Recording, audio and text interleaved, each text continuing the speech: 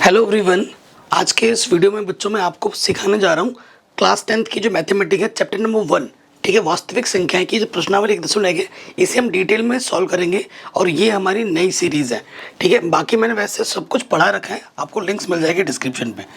तो वीडियो को स्टार्ट करते हैं। सबसे पहले देखो जो वास्तविक संख्या है, ठीक है, उसके बारे में बात करते हैं। प्रश्नावली अगर आपको डायरेक्ट देखनी है तो आप स्किप करके देख सकते हैं, लेकिन बच्चों कोई भी चीज़ करने से पहले अगर आपको मैथ रटना नहीं है तो आपको अगर सीखना है तो कॉन्सेप्ट को हमें स्ट्रॉन्ग बनाना पड़ेगा। ठीक है, तो कॉन्सेप्ट को पहले समझिए। प्रश्न तो सारे ही करा रखे हैं, ठीक है, डायरेक्ट प्रश्न पे मत जाइए, पहले कॉन्सेप्ट समझ लीजिए, क्योंकि कॉन्सेप्ट ही हमारा सबसे मेन चीज़ होती है। Concept is king. ठीक है, यहाँ पर हम सबसे पहले बात करते हैं संख्या की। ठीक है, अगर हम संख्या की बात करें, ठीक है, ये हमने संख्या लिख दिया। संख्या बच्चों दो प्रकार की होती है। कितने प्रकार की होती है? दो प्रकार की।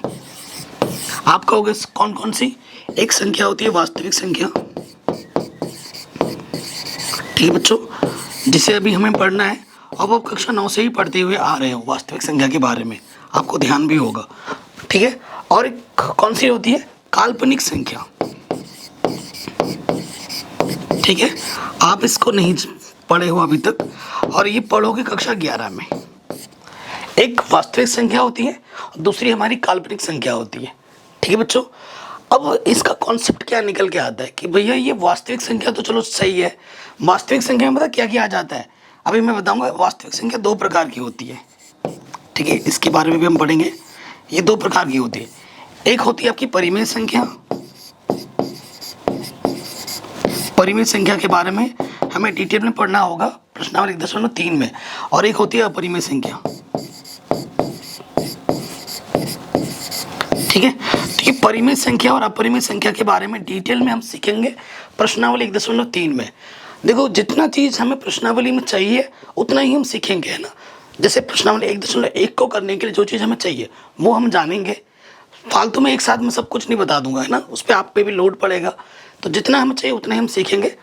परिमेय संख्या अपरिमेय संख्या के बारे में डिटेल में हम प्रश्नावली 1.3 में पढ़ेंगे बच्चों। वीडियो को लाइक ज़रूर करना है, क्योंकि बच्चों आप बात बात में भूल जाते हो, और कमेंट ज़रूर करना है।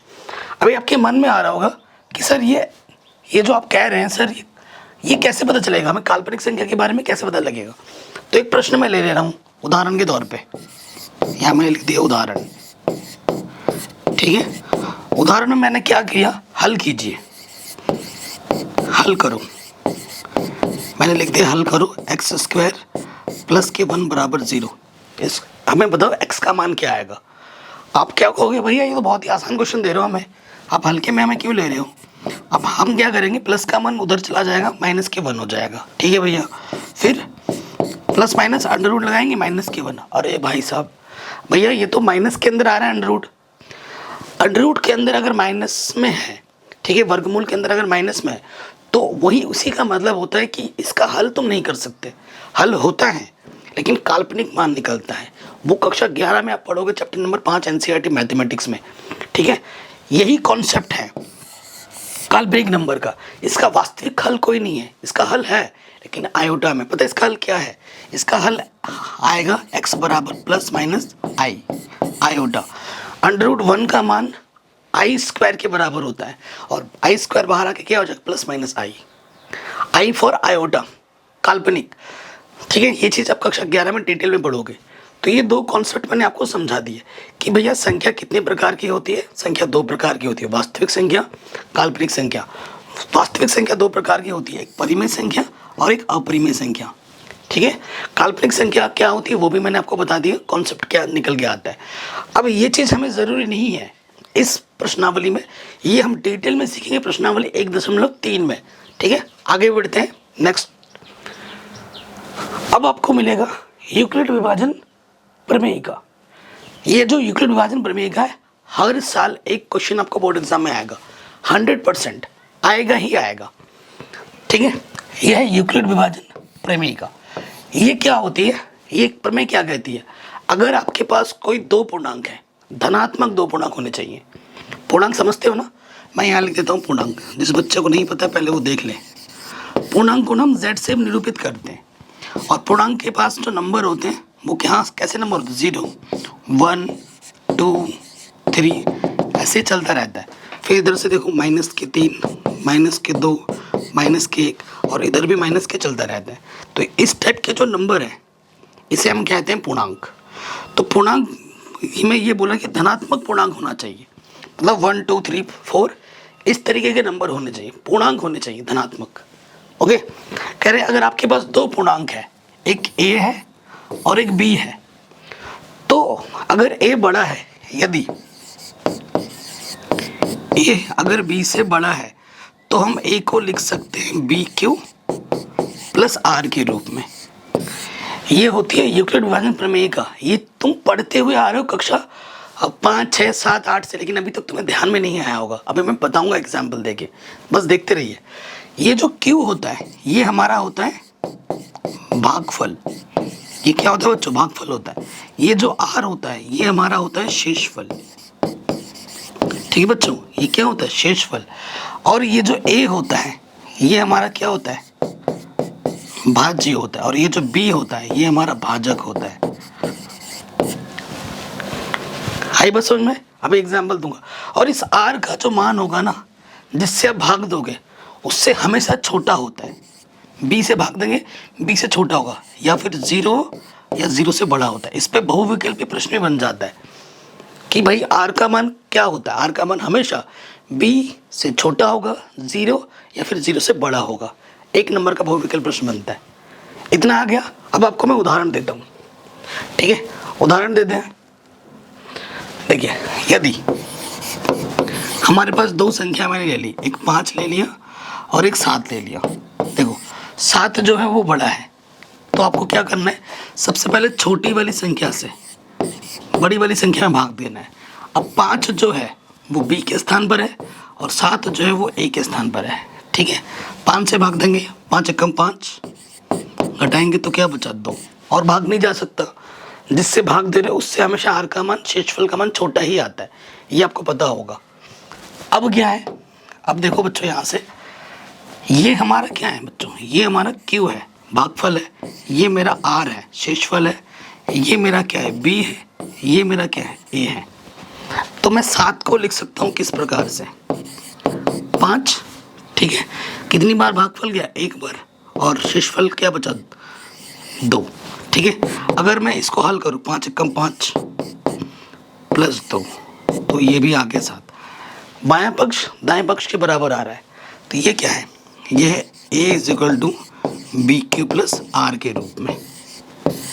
ठीक है, अब इस प्रेमिका का उपयोग करके हमें HCF निकालने के लिए प्रश्न आएंगे, और 100% मैं ठोक के बोल रहा हूँ बच्चों, कॉपी में लिख लो।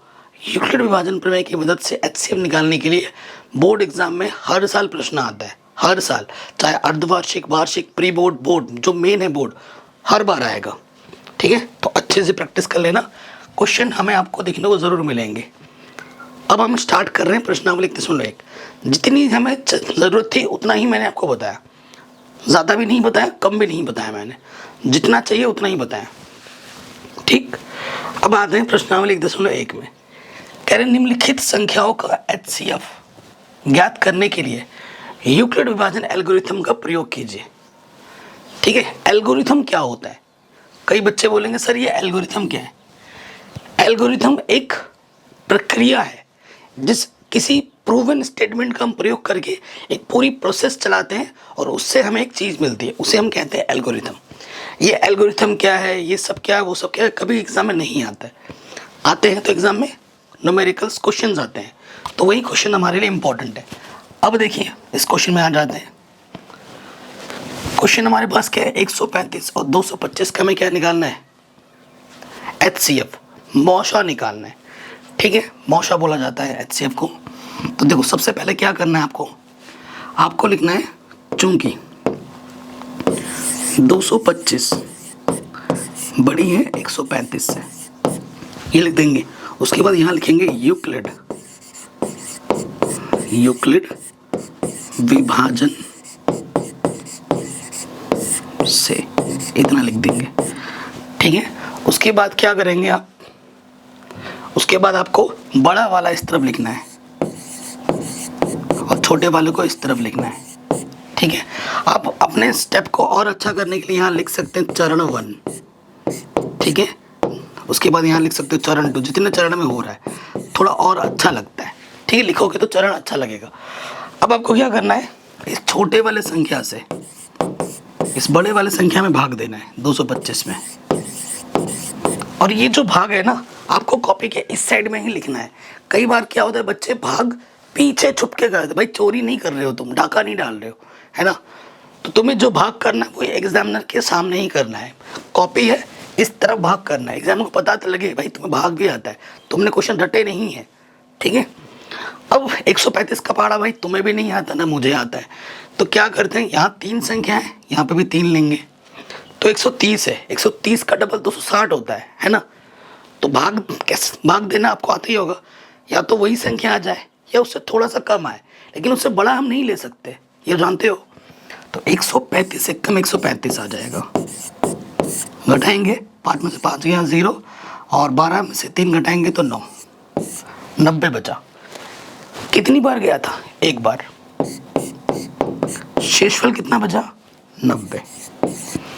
तो यूक्लिड विभाजन प्रमेय में क्या होता है ना बच्चों, हमें तब तक भाग करना होता है जब तक कि शेषफल 0 ना आ जाए, जब तक कि शेषफल 0 ना आ जाए, ये ध्यान रखना है। अब देखिए, अब आपको ये वाली संख्या और जो शेषफल बचा था दूसरी वाली संख्या को लेनी है। अब क्या करना है आपको, 90 से भाग देना 135 में, ठीक। 90 एकम 90, 2 बार में ज़्यादा हो जाता है, घटाएंगे तो कितना बचा, 45, ठीक है। तो अब आपको क्या करना होगा, दूसरे चरण में 135 को इधर लिखना है, 90 को इधर लिखना है। कितनी बार गया था, एक ही बार गया था। शेषफल कितना बचा, 45, ठीक। कहीं पे भी कोई दिक्कत दुविधा लगे, एक बार वीडियो को दोबारा देखिए। अच्छा जी, अब आगे बढ़ते हैं। नेक्स्ट हमें क्या करना है भैया, चरण 3 लेनी पड़ेगी, चरण 3, ठीक है। चरण लिखोगे तो अच्छा लगता है। अब इस संख्या को और इस संख्या को लेना है, 90 इधर आ जाएगा और इधर आ जाएगा 45।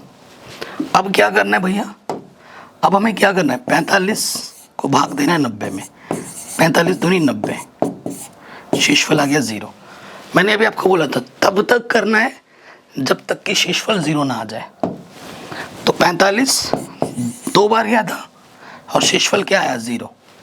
बस यहीं पर रुक जाना है, अब आगे नहीं करना है। वह अंतिम संख्या जिससे तुमने भाग दिया था और तुम्हें शेषफल मिला 0, वही अंतिम संख्या तुम्हारा HCF होता है। तो हमारा HCF क्या हो जाएगा, 45। या फिर एक ट्रिक है, जब शेषफल 0 आ रहा है ना, उसके ऊपर वाला होता है HCF। उसके ऊपर वाला क्या होता है, HCF। ये भी आप ध्यान में रख सकते हो। तो आपको क्या लिखना है, चूंकि शेषफल, ठीक है, आ गया है 0, इसलिए जो HCF होगा 135 और 225 का वो कितना होगा, 45 होगा, ठीक है। ये 45 है, ये आपको आपका उत्तर मिल जाएगा, ठीक। आ गया बच्चों। अगर नहीं आया है तो प्लीज़ इसे एक बार रिपीट कीजिए। देखो, मैथ पढ़ने का एक तरीका मैं आपको बताता हूँ, सीक्रेट। यूट्यूब से पढ़ते हो तो ये तरीका फॉलो करो। पहली बार आप आराम से समझ के देखो, एकदम कान खोलकर। दूसरी बार जब देखो ना, तो लिखते हुए, नोट्स बनाते हुए देखो। और तीसरी बार जो आपने बनाया उसको खुद एक बार पलना पलट के देखो, वीडियो नहीं, मक्खन की तरह समझ जाओगे, ठीक है। ये प्रोसीजर अपनाया करो किसी भी टीचर का अगर आप देखते हो तो, ठीक है। ये बेस्ट तरीका होता है। दूसरे प्रश्न पे आते हैं। शानदार क्वेश्चन है। अब ज़रूरी नहीं कि हर क्वेश्चन आपको इतने सारे चरणों में करने पड़ेंगे, कभी कभी क्वेश्चन एक ही चरण में हो जाता है। जैसे ये NCERT ना, जो क्वेश्चंस बनाते हैं वो बहुत सोच समझ के बनाते हैं। NCERT बेस्ट बुक होती है सभी के लिए, ठीक है। NCERT बुक रिसर्च करके बनाई जाती है, ठीक है, रिसर्च करके। यहाँ पर किसी का किसी ने लिखा, ये कभी नहीं लिखा होता बुक में, क्योंकि बहुत लोगों ने रिसर्च करके किताब बनाई है, हर स्टूडेंट को ध्यान में रखते हुए, तभी बेस्ट होती है स्टार्टिंग के लिए, ठीक है। तो वही काम करना है यहाँ पर हमें। तो यहाँ लिखेंगे चूंकि जो हमारा 130 ये है 38,220, ये जो संख्या है वो बड़ी है 196 से, ठीक। फिर हम क्या करेंगे, यहाँ लिख देंगे यूक्लिड विभाजन से,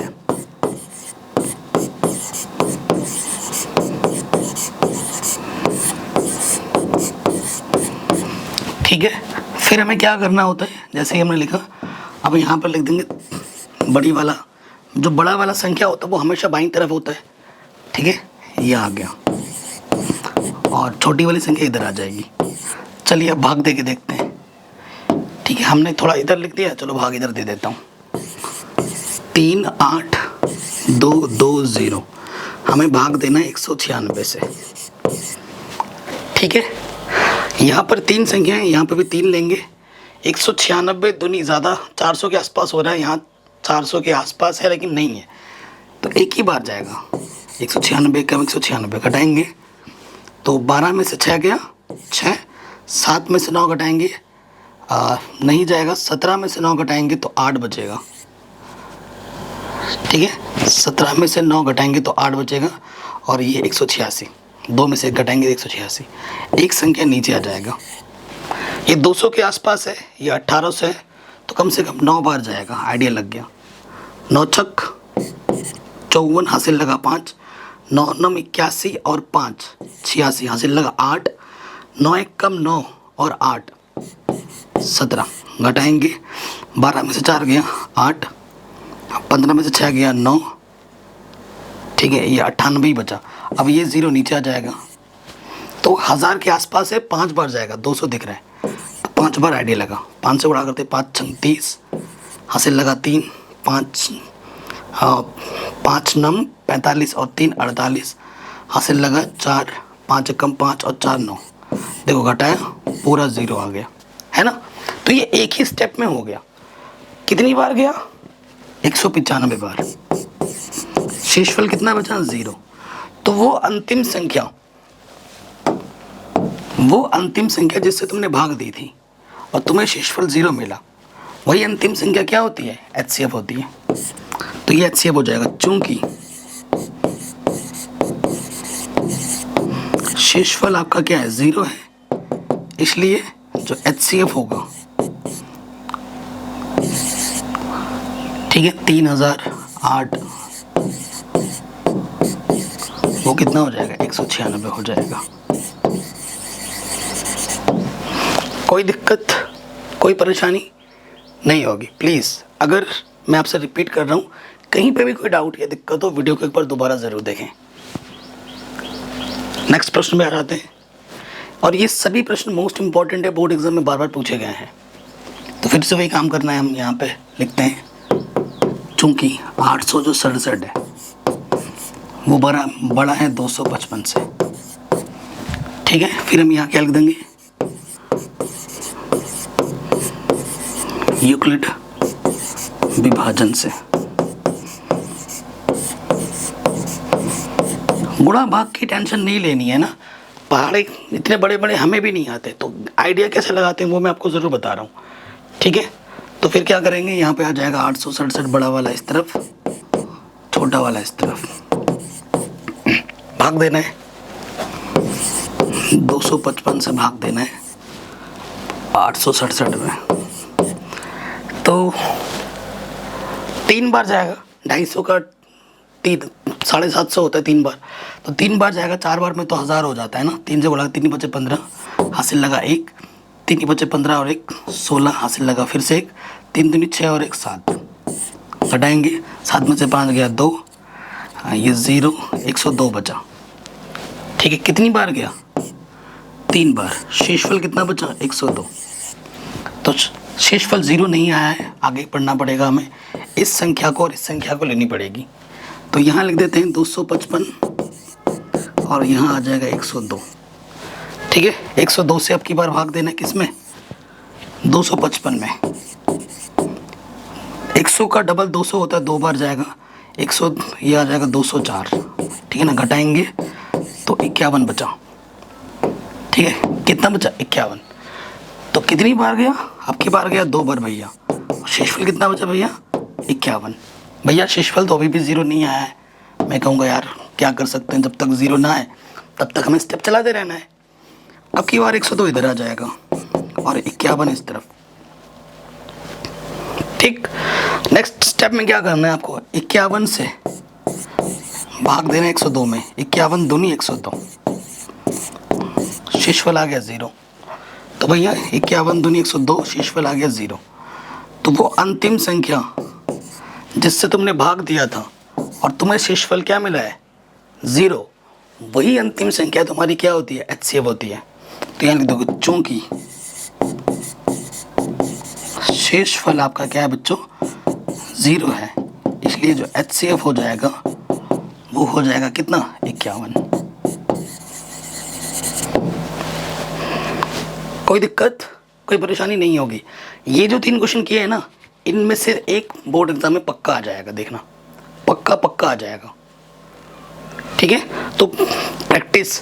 ऐसे कई सारे बच्चे होंगे जो बोलते सर हमारी गणित बहुत कमज़ोर है, हमें समझ में नहीं आता। देखो बच्चों, जो टीचर जो पढ़ा रहा है ना, अपना ध्यान उसी पे रखो। ठीक है, ऐसा हर बार होता है। मेरे से खुद से पूछो, मैं टीचर जो पढ़ाता था ना, वहाँ पर मैं पूरा नहीं सीखता था। सच बताऊँ तो मैं घर पे आता था, वो जो टीचर ने पढ़ाया उसका नोट्स बनाता था, खुद से मेहनत करता था, रिवीजन करता था और प्रैक्टिस करता आता था। ये मैं कह रहा हूँ। और देखो, जब बड़ी क्लास में जाओगे तो सेल्फ स्टडी सबसे इम्पोर्टेंट है, तो हार नहीं माननी है। ठीक है, घर पे आगे प्रैक्टिस और रिवीजन जितना करोगे ना, आप और बेहतर बनते जाओगे। और जब भी कुछ क्वेश्चन सीखो तो कोशिश करो अपने दोस्तों को भी सिखाने की, तो उससे और अच्छा आएगा और आपका जो भी कॉन्सेप्ट है वो निखरता रहेगा। अगले प्रश्न में आते हैं, काफ़ी इंपॉर्टेंट क्वेश्चन है। दर्शाइए कि कोई भी धनात्मक विषम पूर्णांक 6q + 1, 6q + 3 और 6q + 5 के रूप का होता है, जहाँ q कोई पूर्णांक है। ये हमसे बोला गया है। काफ़ी शानदार क्वेश्चन है। हालांकि ये क्वेश्चन बोर्ड एग्जाम में इक्का दुक्का ही आता है, लेकिन आता है तो बड़े नंबर में ही आता है। करेंगे, और ये क्वेश्चन मैं सिखाऊंगा बहुत ही सिंपल वे में, है ना, बहुत ही आसान तरीके से सिखाऊंगा। अब देखिए, सबसे पहले इस क्वेश्चन को करने के लिए हमें चाहिए होगा यूक्लिड लेम्मा। दोबारा, ठीक है, यूक्लिड लेम्मा क्या होता है? जो ए होता है वो होता है BQ + R के बराबर। और आप जानते हो इस R का मान हमेशा B से छोटा और 0 या 0 से बड़ा होता है कि नहीं? ये आप जानते हैं, ये हम भली बात ही जानते हैं। ठीक, ओके। B, अगर ध्यान से देखें क्वेश्चन पे, ध्यान से देखो, अगर B को नोटिस किया जाए तो B क्या है यहाँ पर 6, ठीक है, और 6 तीनों पोजीशन में फिक्स है। तो क्वेश्चन हमें हिंट दे रहा है कि B को तुम्हें क्या मानना चाहिए। तो B हमारा लेना पड़ेगा 6, हमें लेना पड़ेगा। ठीक है, तो हम ले लेंगे प्रश्नानुसार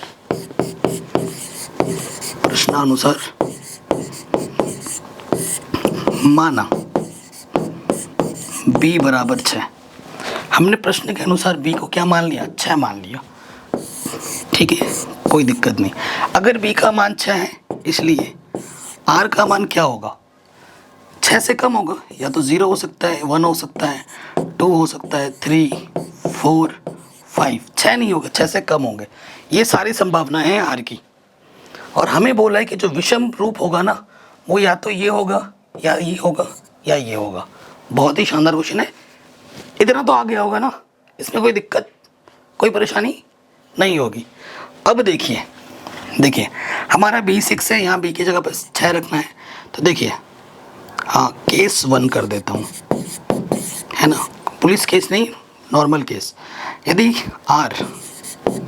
R मतलब शेषफल, यदि R का मान 0 हम ले लें तो A क्या हो जाएगा, B तो 6 फिक्स है, यहाँ Q लगा दिया और R के स्थान पर ले लिया 0, तो A हो गया 6Q।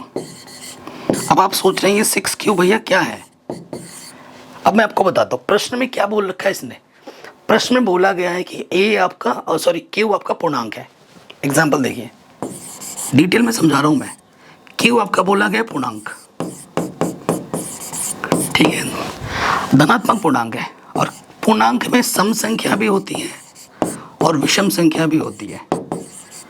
जैसे सम संख्या मैंने 2 ले लिया, विषम संख्या मैंने 3 ले लिया, और इसको गुणा करना है 6 से। 6 से गुणा करना है, तो 6 से गुणा कर दो। ठीक है, तो 6 दूनी ये कितना हो गया 12, और 6 ते ये हो गया 18। ये क्या है, एक सम संख्या। और ये भी क्या है, एक सम संख्या। यानी कि किसी भी पूर्णांक को जब सम संख्या से गुणा किया जाएगा, चाहे वो पूर्णांक सम हो या विषम हो, आपको सम ही देगा। आपकी आंखों के सामने है। तो ये 6 क्या है, ये एक समरूप है। क्या है ये, समरूप है। ठीक है, 6 क्या है आपका, समरूप है। कोई दिक्कत नहीं होगी। अब यहाँ आ जाते हैं केस 2 में। ठीक है, केस 2 में देखिए, यदि r का मान मैं ले लेता हूँ 1, तो a क्या हो जाएगा, 6 + 1। ठीक है, क्योंकि b हमारा 6 है, यहाँ पर r की जगह पर बस मैंने क्या यहाँ 0 रखा था, अब की बार क्या रख दिया 1। और आप जानते हो 6 अभी आपने देखा क्या है, सम संख्या है। सम में अगर 1 क्या है, विषम है। ये बच्चों सम है ना, और ये क्या है, विषम है। 2 एक सम संख्या है, एक विषम संख्या। 2 में 1 जोड़ो 3 हो गया, 3 क्या हो गया, विषम संख्या। तो सम संख्या में विषम संख्या जोड़ने पे विषम संख्या हमें मिलती है। तो इस समीकरण नंबर 2 को हम लिख देंगे विषम रूप। ठीक है, 6 + 1 विषम रूप आएगा। आ गया विषम रूप, पहला हो गया। अभी आ जाओ दूसरा, नेक्स्ट केस। आपको हर एक केस दिखाना पड़ेगा, ये नहीं कि हमें आता है सर 3 जोड़ने पे विषम आएगा, 5 पर, लेकिन एक एक करके चलना पड़ेगा। ठीक है, चलिए आगे बढ़ते हैं। अब थोड़ा मिटाना पड़ेगा ना हमें। कहीं पे भी बच्चों कोई भी दिक्कत, दुविधा, परेशानी हो तो वीडियो को एक बार दोबारा देखें। आपसे ये रिक्वेस्ट है, गिव अप नहीं करना है पहले से। केस 3 पे आ जाओ।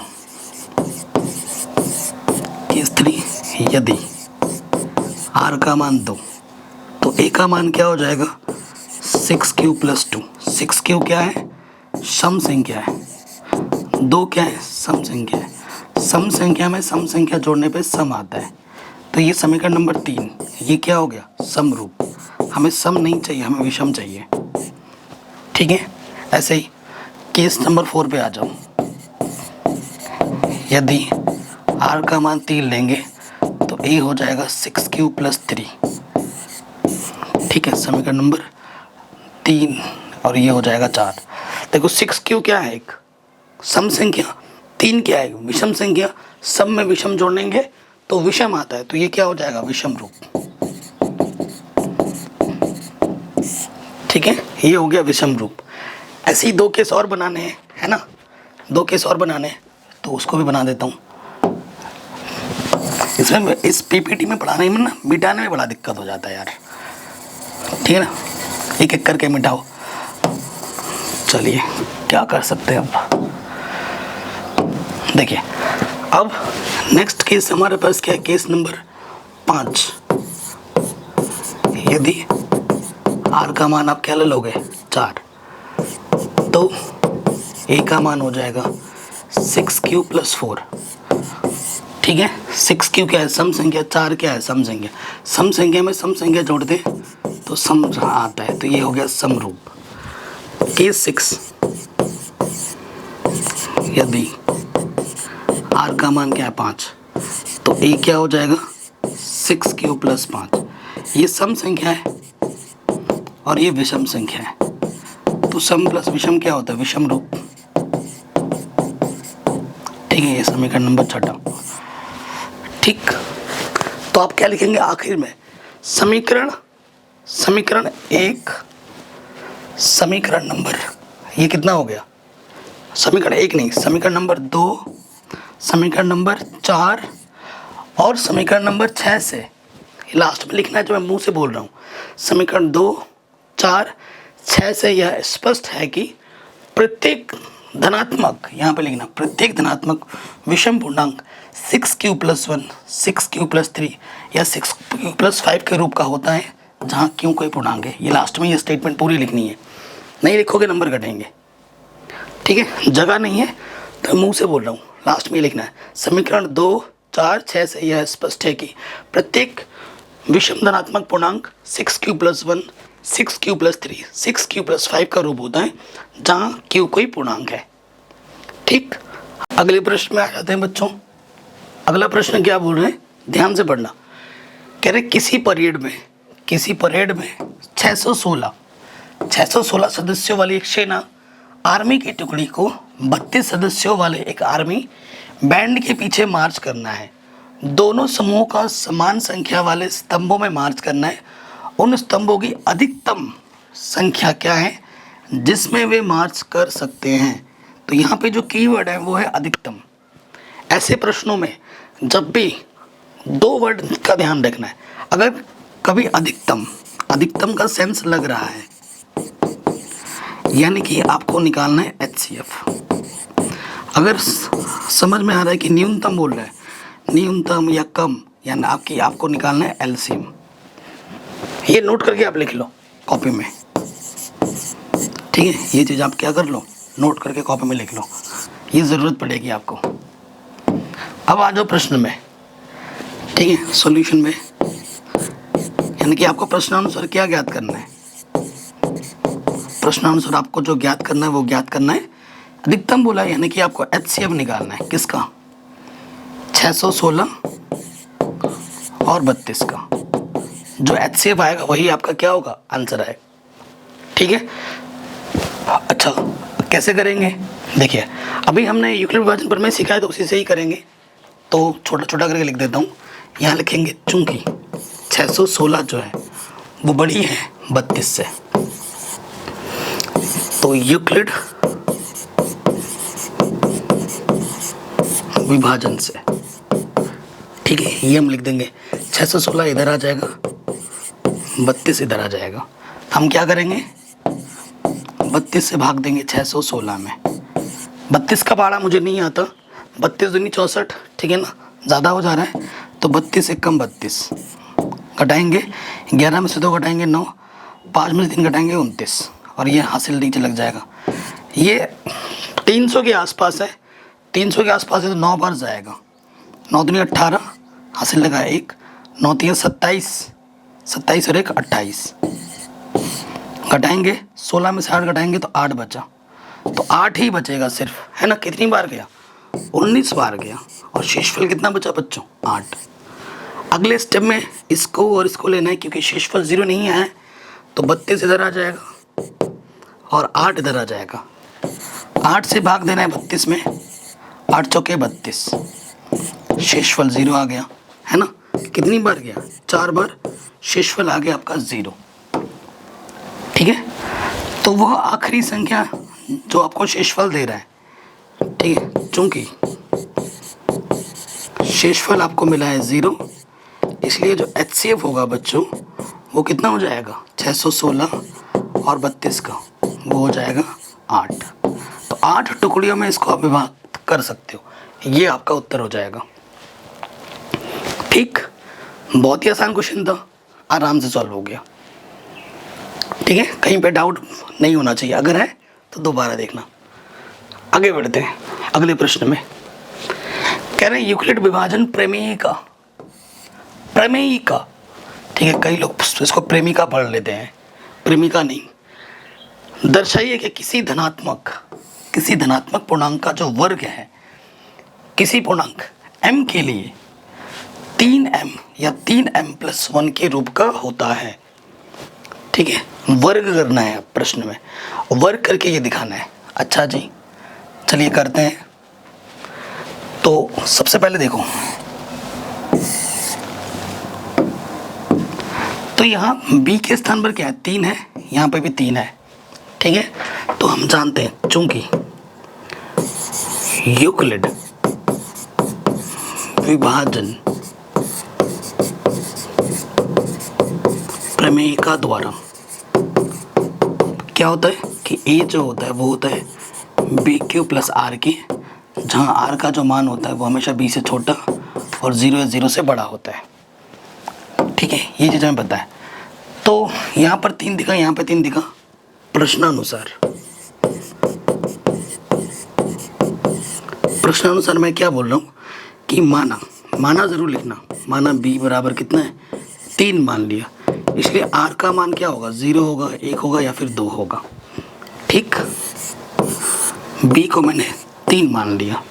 अब 3 केस बनेंगे, यदि r बराबर 0, इसलिए a बराबर क्या होगा, बी को आपने 3 बोल दिया, 3 फिक्स हो गया, 3q, और आर आप ले रहे हैं 0, यानी कि ए बराबर आपका 3q आ गया। ठीक, प्रश्न में क्या बोला है? वर्ग, वर्ग जरूर करना है आपको हर। अब क्या करेंगे? वर्ग करने पर वर्ग कर दीजिए, ए का वर्ग हो जाएगा ए स्क्वायर, और 3 का वर्ग होगा 9, क्यू का वर्ग क्यू स्क्वायर, 3 उपनिष्ठ आ जाएगा, अंदर बचेगा 3q स्क्वायर। इसको मैं मान लूँगा, माना 3q स्क्वायर को मैं m मान लूँगा, तो ये किस रूप में आ जाएगा? 3m के रूप में। समीकरण नंबर है, उसने बोला था जब आप वर्ग करोगे 3m आएगा या फिर 3m+1 आएगा, तो हमें मिल गया 3m, पहला मिल गया पहले केस में। अब आ जाओ केस नंबर 2। ठीक है, केस नंबर 2 पे आ जाओ। यदि r बराबर हम क्या मान लेते हैं? 1 मान लेते हैं, तो a बराबर क्या हो जाएगा?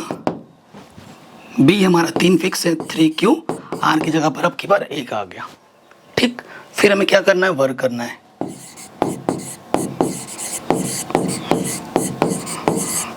वर्ग करने पर यहाँ हो जाएगा a स्क्वायर, इधर 3q+1 का वर्ग।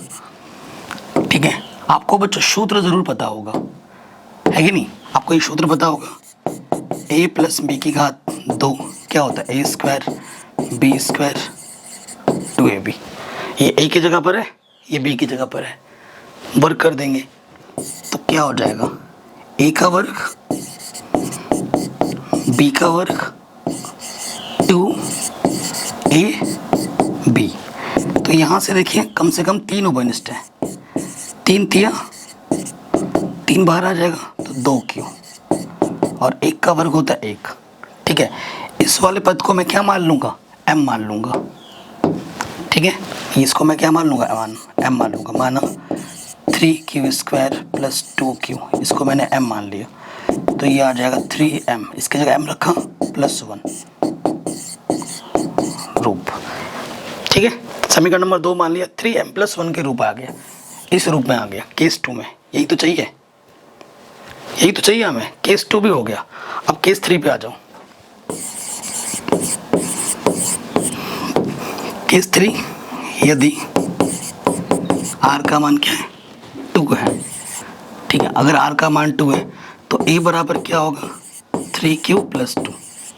ठीक है, फिर क्या करना है? वर्ग करना है।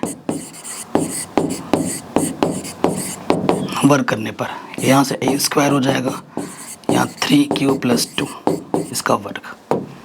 ठीक है भैया, अब इसका खोलेंगे तो ये हो जाएगा a का वर्ग b का वर्ग 2ab, 2 दूनी 4 तियाँ 12q। ठीक है, इसमें ध्यान से देखिए, 3q 9q स्क्वायर + 12q को साथ में रखा, 4 को मैं तोड़ के लिख सकता हूँ, 3 + 1। इन सब में से 3 उपनिष्ठ हैं, 3 चौके 12, 3 एकम 3। ठीक है, कोई दिक्कत नहीं है। इस पूरे को मैं क्या मान लूँगा? m मान लूँगा, तो ये क्या हो जाएगा? 3m+1 का रूप। समीकरण नंबर 3। ठीक है, ये भी आपका क्या आ गया? 3m+1 का रूप आ गया। तो लास्ट में आप क्या लिखोगे? समीकरण 1, 2, 3 से यह स्पष्ट है कि प्रत्येक यहाँ से धनात्मक पूर्णांक का वर्ग किसी पूर्णांक m के लिए 3m या 3m+1 का रूप होता है। यहाँ तक ज़रूर लिखना है। लास्ट में जो मैंने भी मुंह से बोला वो ज़रूर लिखना है, नहीं लिखोगे नंबर कटेंगे। ठीक है ना, यहाँ जगह नहीं होती तो मैं लिख नहीं पा रहा हूँ, तो मैं बस बोल दे रहा हूँ, लिखना ज़रूर है बच्चों। ये क्वेश्चन हो गया, मोस्ट इंपॉर्टेंट था। ठीक है, ये क्वेश्चन, ये जो एम वाले क्वेश्चन है ना, ये बहुत कम आते हैं। पिछले 10 सालों में 1-2 बार ही पूछा गया है, लेकिन जब भी आता है बड़े नंबर में आता है, तो छोड़ना नहीं है, क्योंकि बोर्ड वालों का कुछ कह नहीं सकते कब क्या दे दे, है ना। यूक्लिड विभाजन जो प्रश्न है वो तो हर साल आएगा ही आएगा। जो प्रश्न संख्या हमने पहला वाला पढ़ा ना, वो तो आएगा ही आएगा 100%। लेकिन ये आएगा, आ भी सकता है, नहीं भी आ सकता है, मैं पहले बोल रहा हूँ। अगर आएगा तो सीधे 6 नंबर में आएगा, सोचो। ठीक है, तो फिर दिक्कत हो जाएगी। अगले प्रश्न में आ जाते हैं। हाँ, आई थिंक ये हमारा आखिरी प्रश्न है। हाँ, आखिरी प्रश्न है। तो ध्यान से देखिएगा बच्चों, इस क्वेश्चन को हम अगर करें ना, आधे घंटे में एक क्वेश्चन बना सकते हैं, लेकिन कई टीचर ने इसको बनाया भी आधे घंटे का। अब मैं इसको बहुत सिंपल वे में बताऊंगा, प्रश्नों को ध्यान से देखिएगा।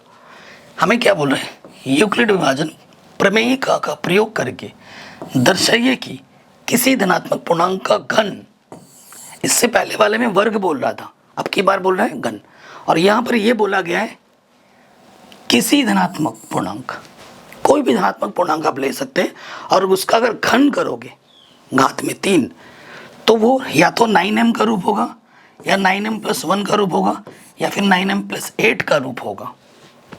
यानी 9m मतलब 9 उभयनिष्ठ लिया जा रहा है। अब किसी भी धनात्मक बोला है, तो धनात्मक पूर्णांक तो दुनिया में बहुत सारी हैं, है ना, लेकिन आपको सबसे छोटा वाला लेना है जिसका आप घन भी करें तो 9 उभयनिष्ठ आराम से आपको मिल जाए। ठीक है, क्योंकि अगर जितना बड़ा आप लोगे भी, आपको केस उतने ज़्यादा मिलेंगे और फिर उतना ज़्यादा बार करना पड़ेगा। तो सबसे छोटा भी सोचो धनात्मक पूर्णांक जिसका हम घन करें तो 9 उभयनिष्ठ निकाल पाए आराम से, तो वो क्या है 3। देखो 3 अगर आप लोगे, 3 की घात 3 करोगे तो होता है 27, 9 3 27, तो 9 हम उभयनिष्ठ आराम से निकाल सकते हैं।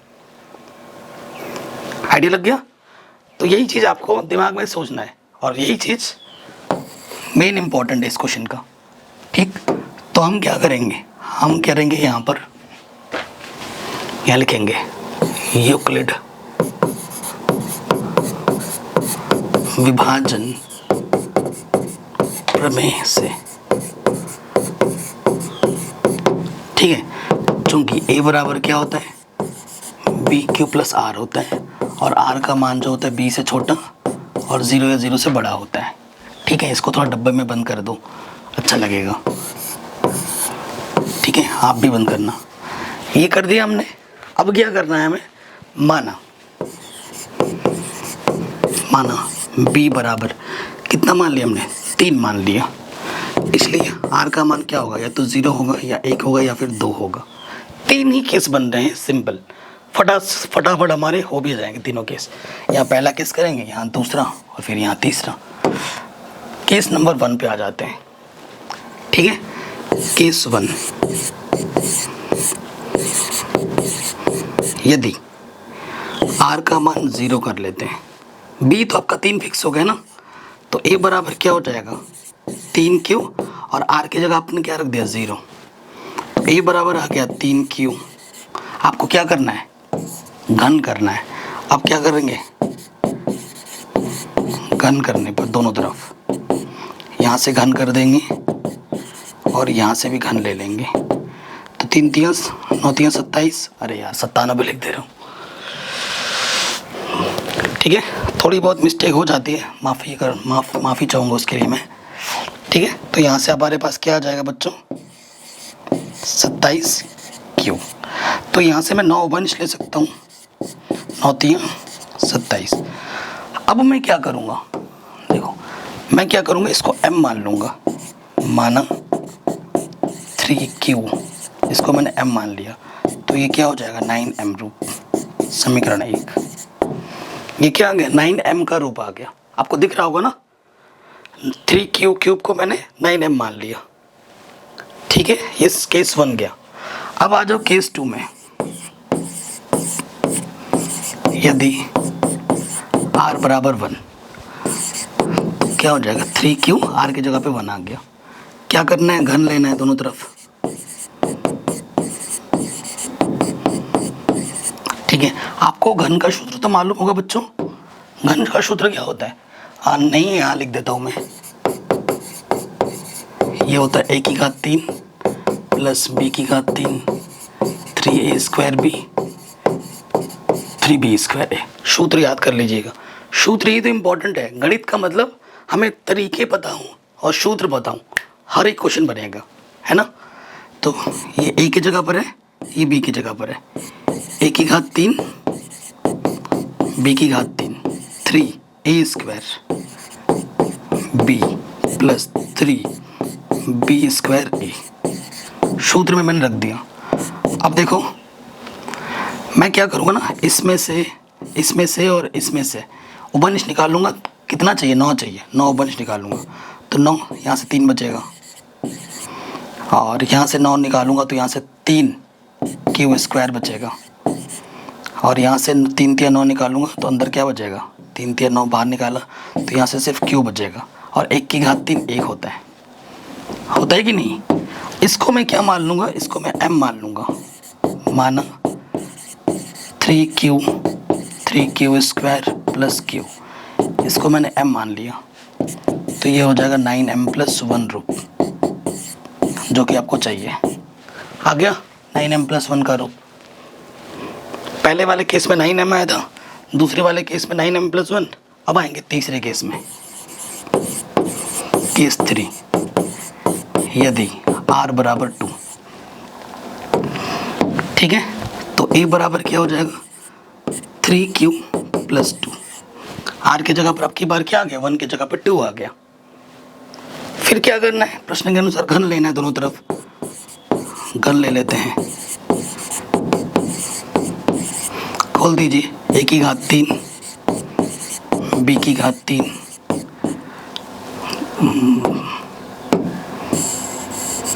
ठीक है। फिर आपका आ जाएगा a की घात 3, b की घात 3, 3a² b + 3b² a, ठीक है, कोई दिक्कत नहीं। यहाँ से और यहाँ से मैं क्या निकालूंगा, उपनिष्ठ 9 निकालूंगा। यहाँ से 3 बचेगा 3, और यहाँ से बचेगा 9 निकालूंगा, 3 दूनी 6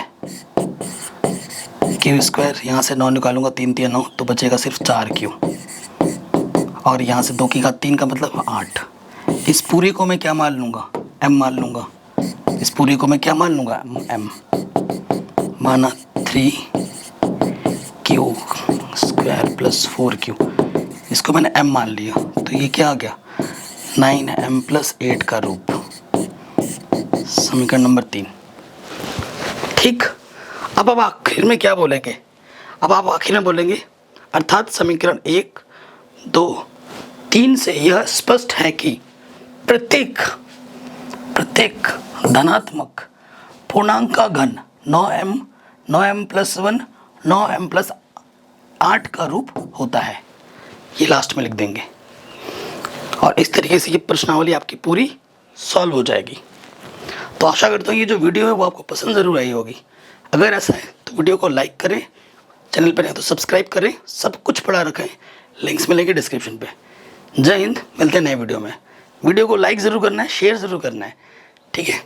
अपना ख्याल रखें।